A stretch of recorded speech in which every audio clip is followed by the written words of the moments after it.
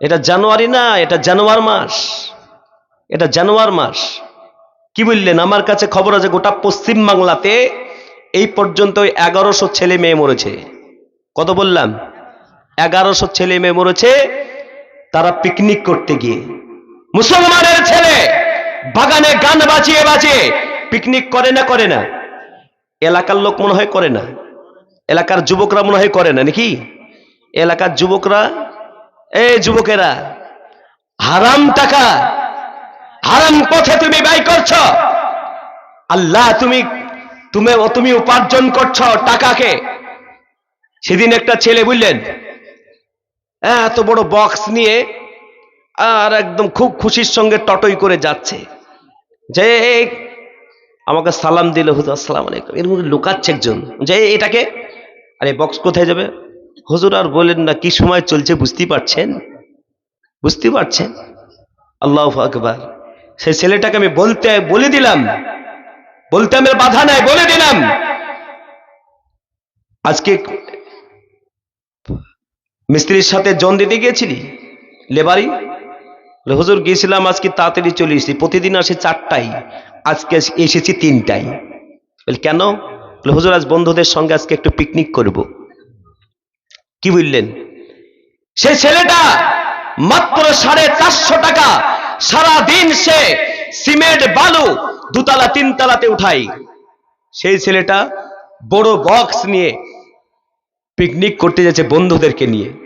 মুসলমানের ছেলে মাথার ঘাম পায়ে ফেলে হালাল ইনকাম করছো, হালাল ইনকামের টাকাতে হারাম পথে তুমি ব্যয় করছো, হিসাব আল্লাহ তোমার নেবে, রুজি রুটিতে তোমার বরকত আল্লাহ দিবে না, কারণ আল্লাহ পাকে তুমি শুকর আদায় করনি। শাহবাজপুরের যুবক, কালিয়াচকের যুবকদের বলি, ভালো করে শোনো, নবীজি সাল্লাল্লাহু আলাইহি ওয়াসাল্লামের কোন সাহাবা পিকনিক করেছে, কোন আলেম পিকনিক করেছে? তুমি ঈদগাহে ঈদের নামাজ তুমি ইমামের পিছনে পড়ো, 5 ওয়াক্ত নামাজ ইমামের পেছনে পড়ো। কোনদিন কোন ইমাম সাহেব, যে ইমাম সাহেব তোমার মৃত্যুর পরে তোমার জানাজার নামাজ পড়াবে, সেই ইমাম সাহেব কোনদিন পিকনিক করেছে? আপনাদের এলাকায় কোন ইমাম সাহেব করেছে? জোরে বলেন না, ভয় করছেন কেন? এখানে কিছু যুবক ভাইরা আছে, বলছে এই মৌলবীর ওয়াজ শোনা হবে না, পালিয়ে যাই। বুঝলেন কি না? এই মৌলবীর ওয়াজ শোনা হবে না কেন? আমাদের কে বলছে? এটা কিন্তু মুসলমানের ছেলেরা এখনো বুঝতে পারে নাই। কোরআন শুনুন, কোরআনে আল্লাহ পাক বলছেন, লাইন শাকারতুম লাযিদান্নাকুম ওয়া লাইন কাফারতুম ইন্না আযাবি লাশাদীদ। আল্লাহ পাক বলছেন, আমার বান্দা বান্দি যখন আমার নিয়ামতের শুকর আদায় করবে, আমি আল্লাহ তা আমার যে নিয়ামত আমি দিয়েছি, এই নিয়ামতটা আমি আল্লাহ বাড়িয়ে দিব। আর যদি নিয়ামতের নাশুকর করে, আমি আল্লাহ পাক ছিনিয়ে নিব।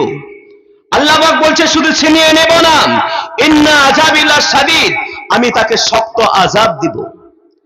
আজ বড় আফসোস লাগছে, মাদ্রাসা তালিমুল কোরআন, মাদ্রাসার এই জলসার আয়োজনে যথেষ্ট আপনারা লোক এসেছেন, আল্লাহ আপনাদের আশাকে কবুল করুক, কিন্তু আওয়াজ করে আল্লাহ পাকের শুকর আদায় করব। জোরে বলুন আলহামদুলিল্লাহ। আপনারা খুশি না বেজার? হাত উঠিয়ে বলুন তো ইনশাআল্লাহ খুশি আমরা। অনেকের গুণ করছে, ভাবছে যে মৌলানা কি করে। আমি আপনাদের বলি, প্রথমেই বলেছি 109 নাইট জলসাতে কোন জায়গাতে কোনো দিনে 3টাও জলসা করেছি। জোহরের পর, আসরের পর, এশার পর, আবার রাত্রি 12টার পরে অন্য জায়গা থেকে জলসা করেছি। আল্লাহ শুকর আদায় করি, প্রতিদিন কমসে কম 500 বার করে আল্লাহ শুকর আদায় করি, 1000 বার করে করি, যেদিন যেমন সময় পায় তেমন করে পড়ি। আল্লাহর নিয়ামতটা আল্লাহ অনেক বাড়িয়ে দিয়েছে, আল্লাহর নিয়ামতের শুকর আদায় করে আমরা শেষ করতে পারবো না। আল্লাহর দেওয়া দুটো চোখ, এই যে দুটো চোখ দিয়েছে, বলুন কয় ইঞ্চি জায়গাতে? 5 ইঞ্চি জায়গা না 4 ইঞ্চি জায়গায় আছে? জেরে বলুন, 5 ইঞ্চি কেন 4 ইঞ্চি জায়গায় আছে? এরে বাবা, আপনারা ইঞ্চি বুঝেন না? 1 ইঞ্চি, 1 ইঞ্চি জায়গাও হবে না এমন একটা জায়গাতে দিয়েছে। আর এই চোখ আজকে ভালো জিনিস দেখে না, আজকে খারাপ জিনিস ফেসবুক চালাই, ইউটিউবে চালাই, আল্লাহ পাক এই নিয়ামতের শুকর আদায় করে শেষ করতে পারবেন না। মুসলমান, আমি একটা একটা করে আজকে বলবো, দয়ার নবী, মায়ের নবী, বিশ্ব নবী সাল্লাল্লাহু আলাইহি ওয়াসাল্লামের উপর শত কোটি দরুদ ও সালাম বর্ষিত কর্পিত হোক। সকলে বলি আল্লাহুম্মা আমিন। সম্মানিত নির্বাচিত আজকের এই জলসার যোগ্যতম সভাপতি সাহেব, সম্মানিত শ্রদ্ধেয় উলামায়ে দ্বীন, দিনদার ইমানদার মুসলমান ভাই বাবাজিরা, পর্দা নাসিমা ধার্মিকা আমার স্নেহময়ী মমতাময়ী মা ও বোনেরা, দূর দূরান্ত থেকে মাইকের ধুনের আওয়াজ শুনছেন, যারা ইউটিউবে ফেসবুকে লাইভে শুনছেন, সকলকে জানাই আন্তরিক সালাম, শুভেচ্ছা, অভিনন্দন। আজকে আমরা এসেছি রহমতের বরকতের মজলিসে, জোরে বলুন সুবহানাল্লাহ। আমরা এই জায়গায় আসতে পেরেছি, অনেক মানুষ হসপিটালের বেডে, অনেক মানুষ নার্সিংহোমের বেডে আছে, অনেক মানুষ বড় বিপদে আছে। আল্লাহ আমাদেরকে অসুস্থ দেন নাই, আল্লাহ সুস্থ রেখেছেন। সুস্থ শরীরে আল্লাহ পাকের নবী সাল্লাল্লাহু আলাইহি ওয়াসাল্লামের হাদিসে সাল্লাল্লাহু আলাইহি ওয়াসাল্লাম, নবীজি সাল্লাল্লাহু আলাইহি ওয়াসাল্লাম বলেন, যে জায়গাতে আল্লাহ পাকের কথা আলোচনা করা হয় ওটা হলো রহমতের জান্নাতের বাগিচা। জোরে বলুন সুবহানাল্লাহ। জলসা শুরু হওয়ার আগ পর্যন্ত এটা একটা খেলাধুলার জায়গা বা একটা বাগান বা একটা মাঠ ছিল, কিন্তু জলসা যখন শুরু হয়ে গেছে তখন থেকে আল্লাহ পাকের রহমতের ফেরেশতারা চতুর্দিক ঘিরে নিয়েছে। জোরে বলুন সুবহানাল্লাহ। নবীজি সাল্লাল্লাহু আলাইহি ওয়াসাল্লাম সাহাবাদের বলেছিলেন, সাহাবারা, যে জায়গাতে আল্লাহ পাকের কথা আলোচনা করা হয়, রহমতের বরকতের মজলিস, আর যারাই আসবে, বসবে, শুনবে, আল্লাহ তাদেরকে ক্ষমা করে দেন। বলুন সুবহানাল্লাহ। নবীজি সাল্লাল্লাহু আলাইহি ওয়াসাল্লামের একজন সাহাবা দাঁড়িয়ে গেছেন, নবীজির সামনে কথা বলার মতো ক্ষমতা হচ্ছে না। নবীজি সাল্লাল্লাহু আলাইহি ওয়াসাল্লাম দেখতে পেলেন, নবীজি জানলেন, জাবের তুমি দাঁড়িয়ে গেছো কেন, কিসের জন্য বলো।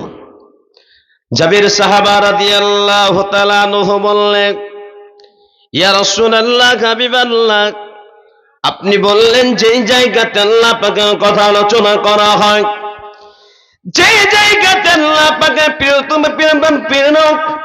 যে জায়গাতে আল্লাহ পাকের কোরআনের কথা আলোচনা করা হয়, আল্লাহ পাকের পবিত্রতা বর্ণনা করা হয়, ওই মাহফিলের নাম হলো জিকরুল্লাহর মাহফিল। আর এই জিকরুল্লাহর মাহফিলে যারাই আসবে, বসবে, আল্লাহ পাক তাদের পিছনের সমস্ত গুনাহ মাফ করে দেবে। ইয়া রাসূলুল্লাহ, হাবিবাল্লাহ, আমার প্রশ্ন হলো, ওয়া ইনসানা ওয়া ইনসারাকা, যদি এই মাহফিলে কোন জানা কারণে ওয়ালা, চুরি কারণে ওয়ালা আসে বসে, তবু কি আল্লাহ তাদের গুনাহ মাফ করে দেবে? দয়ার নবী, মায়ের নবী, বিশ্ব নবী সাল্লাল্লাহু আলাইহি ওয়াসাল্লাম জানিয়ে দিলেন, ও আমার জাবের সাহাবী, শুনে রেখে দাও, যে জায়গাতে আল্লাহ পাকের কথা আলোচনা করা হয়, যে জায়গাতে আল্লাহ পাকের কোরআনের কথা আলোচনা করা হয়, ওটা রহমতের মজলিস। যারা আসবে, বসবে, আল্লাহ পাক তাদের ক্ষমা করে দেবে। অন্য হাদিসে আছে, কাওয়াদাদা কুম্মিহি, মায়ের পেট থেকে যেমন বাচ্চা জন্মগ্রহণ করলে ওই বাচ্চার যেমন কোনো গুনাহ থাকে না, ওই বাচ্চাকে যেমন মাসুম বলা হয়, নিষ্পাপ বলা হয়। এই মাহফিলে যারা আসবে, বসবে, আল্লাহ পাক রব্বুল আলামিন তাদেরকে নিষ্পাপ বানিয়ে দেবেন। জোরে বলুন সুবহানাল্লাহ। আর একটু জোরে বলুন সুবহানাল্লাহ। মনে হচ্ছে ঠান্ডা লেগে গেছে। জি, সুবহানাল্লাহ না বলে মনে হচ্ছে মুখে আঠা লেগে গেছে। ভাইরা আমার, আল্লাহ পাক আপনাকে নিয়ে এসেছেন। নবীজি সাল্লাল্লাহু আলাইহি ওয়াসাল্লাম বলেছেন, লাইফে কে কতদিন বাঁচবে জানা আছে? এই শাহবাজপুর কালিয়াচকের মাটিতে কেউ বলতে পারবেন যে আমি 100 বছর বাঁচবো? জোরে বলুন। কেউ বলতে পারবেন না? কেউ বলা যাবে, কেউ বলতে পারবে না। এ জলসা করতে এসেছি। আগামীকালকে আমার দিনের বেলাতে দিনাজপুরে জলসা আছে, রাতের বেলাতে ফের সুজাপুরে জলসা আছে। আমি কালকে জলসায় যেতে পারবো এই গ্যারান্টি আছে? আসতে পারবো গ্যারান্টি আছে? গ্যারান্টি নেই। নবীজি বললেন লাইফে জিন্দেগিতে যদি একবার সুবহানাল্লাহ আল্লাহ পাক কবুল করে নেন, জান্নাতের ভিতরে আল্লাহ এমন গাছ লাগিয়ে দিবেন, জান্নাতি গাছ 70 বছর ধরে বলমান ও টমটম করতে করতে ছুটবে, কিন্তু সেই গাছের ছায়া শেষ হবে না। জোরে বলুন সুবহানাল্লাহ। তাহলে মাঝে মাঝে সুবহানাল্লাহ বলবো না বলবো না? জোরে বলুন। আমি মাইক ম্যানদেরকে আমি কিন্তু সর্ব জায়গাতেই তাদের নাম করি। মাইক ম্যানদের বড় কুরবানি আছে, মাইক ম্যান ভালোই বাজাচ্ছেন, কিন্তু কিছু কিছু মাইক আছে কি বললেন গ্রামে আচার বিক্রি করে, দেখেছেন আপনারা? আচার বিক্রি করে না, একবার ঠুনঠুনি। আর ওই মাইকওয়ালায় আবার যারা পিকনিক করতে যাবে, পিকনিক করতে চলছে, শুনেননি আপনারা? এই এটা মাসটা কি মাস চলছে?